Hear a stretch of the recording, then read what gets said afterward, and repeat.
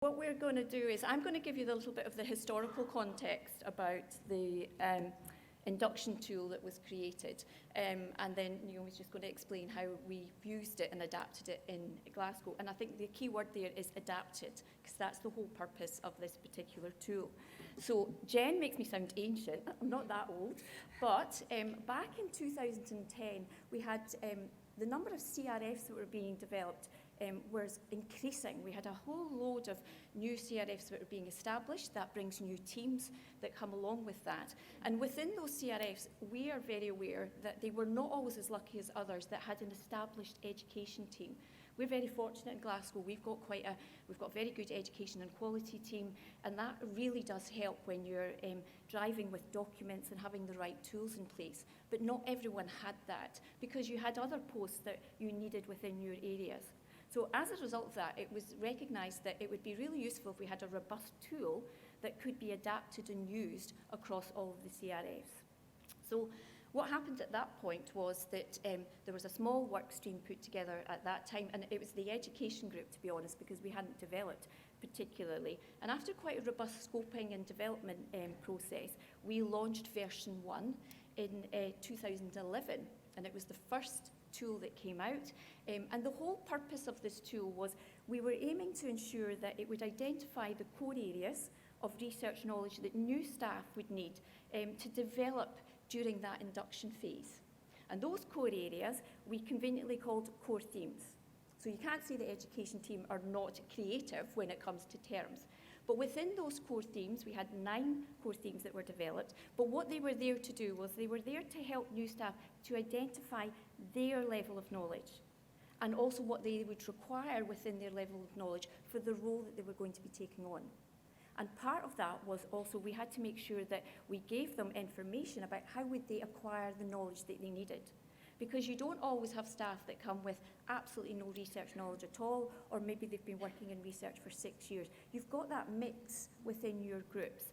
And this tool was about, right, okay, what level are you at, and what do you need to be able to work effectively within the role in your particular CRF? So as I said, we developed 9 themes within that, and we had a number of briefing sheets. We didn't have 9 briefing sheets, which was probably a bit remiss at that time, but when we launched it in 2011, we had maybe about 4 or 5 briefing sheets that went along with that. Now, the tool has developed, and it's grown and it's evolved. It has to, because the way we practice changes all the time as well, and it's gone through several reviews and updated processes over the years. Now, how do those reviews work? Well, basically what we do with those reviews is that each review requires another subgroup to come together to review the documents. And that means we need to get volunteers.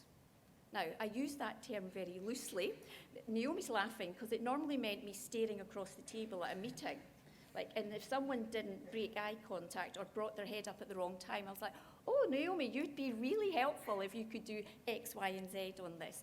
But people were just so invested in helping with this tool, and they did a lot of work within the education work stream. But then we had to work with the other work streams, because we're not laboratory managers, and we have a lab theme within the tool. So we had to get the lab work stream to work with us. QA worked with us a lot, for the QA sections, but also to QA the document. We had someone else that would come in and review it. So where are we now with all of this? Well, we're now on version 5, which was launched back in 2019. It is going through a review at the moment again, and where we have from that version is we now have 12 core themes. We've got 12 briefing sheets to support each of those core themes. And what was really exciting about the launch in 2019 was we've got 12 sets of PowerPoint presentations to support each of those core themes. So if you're not working in education, or you've got education attached to your job, you know how hard it is to put a presentation together, to get your head into the right mindset to do it. It takes time to do that. But you have now a set of tools that you can use if you need them, or if you want them as you go forward. And one thing that I do want to stress is, and Naomi's going to demonstrate it, this is a tool that can be and should be adapted for your area, for the individual staff that you have and each new staff member that comes in, but not also just for the CRFs, but for across the research community. We use it in Glasgow with our research and innovation team. We've used it for the monitors that have gone into that team as well, and we're trying to push it out into different areas as well because it is an adaptable tool. One thing I do want to finish with, and Jen just mentioned, because I've been with the group for quite a long time, is that I mentioned the volunteers. This would not work without the input from a huge range of staff across the years who have worked with us in the education work stream. And they've taken the time on top of their day jobs. And we know we've all got really busy day jobs at the moment, but they've taken the time to provide us with this really robust structured tool. And I want to thank the people that are here, those that are absent, that have gone on to other jobs, because we would not have been able to deliver that if it wasn't for their input. So now I'm going to hand you on to Naomi, who's going to tell you how we've used it. Thank you, Shona. So after Shona's light bulb moment of developing this induction framework, Glasgow took it and thought, we need to adapt this a little bit. We need to grow that light bulb to make it fit our own needs. The induction framework is an excellent tool, but there's not one size that fits all. You know your own staff, you know your facility, so you will know how to adapt it to make it work best for you. So in Glasgow, we initially altered a little bit of the wording to make it meet our needs. We added some Scotland-specific links in there to make sure that our staff could access the links and the tools that they needed. And we also added a couple of pages of induction checklist activities to make sure that there were some practical activities to go alongside the theoretical element of that induction framework. So in Glasgow, we then decided to use Band 6 buddies to work through the induction framework with the junior staff. So we also needed to make sure that it was foolproof. So in the induction framework, there's some levels of knowledge. We decided actually to remove those and make it so that the buddy had a little bit more independence, so they could decide the level of information or knowledge that their learner needed. In Glasgow, it was really well accepted by the Band 5s. They thought it was a lovely structure, and it really gave them a clear indication of what knowledge they needed for that induction period.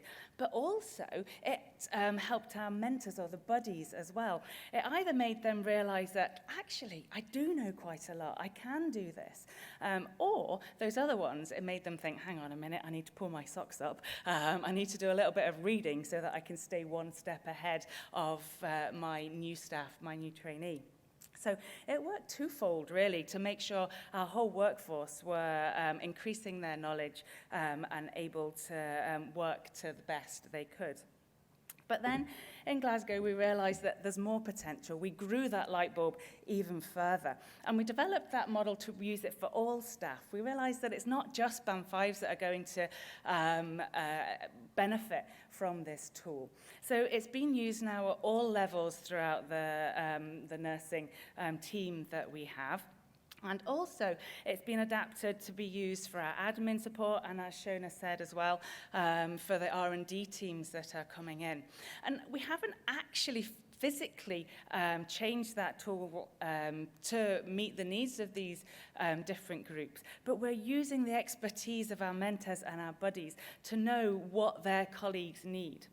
For example, a Band 6 nurse coming in would need to have more knowledge about investigational medicinal product and the management of it than an admin support practiced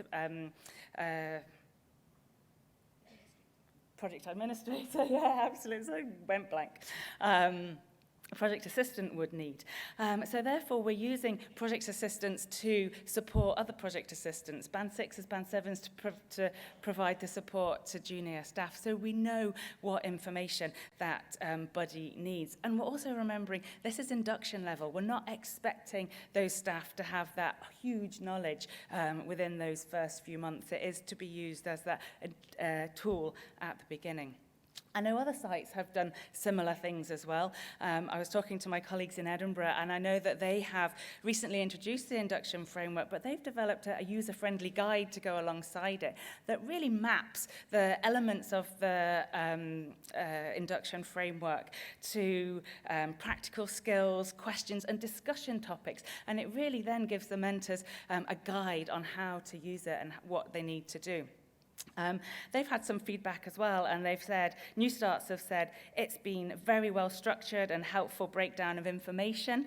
And mentors have also said, it stretched me to learn more and question my practice. So it's been a good learning experience for me as a mentor as well. So it's a really beneficial tool for your whole team to get involved in. What next in Glasgow? Well, as Shona said, there's a whole deck of slides that are out there. I have to admit, there's been a small pandemic going on, and I haven't actually had time to introduce those into Glasgow just yet, ashamedly. We do have a robust package already, but you never know, there might be some things in there that we've not included, we've forgotten about, we've not thought about in Glasgow. So our next steps in Glasgow are to have a look at that slide set, and compare it with our own notes to see if there is anything else that we need to add into our induction.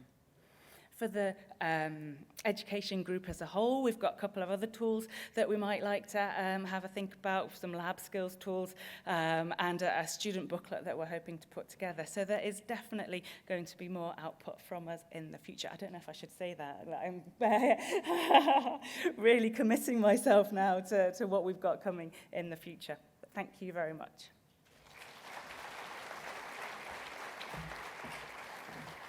Well, all the light bulbs. Now you must be very intrigued about what this all looks like. So go to the website and have a look. And it's all there and on the portal. In Southampton, we use the slide set as a 2.5-day taught induction. And that is open to everyone working in research across the institution, from the admin teams through to the nurses, the research fellows, and anyone, and we actually have colleagues from the region who come along from time to time as well. So lots of exciting things and ways of using this really important tool to give people a really good grounding in research when they first join us. So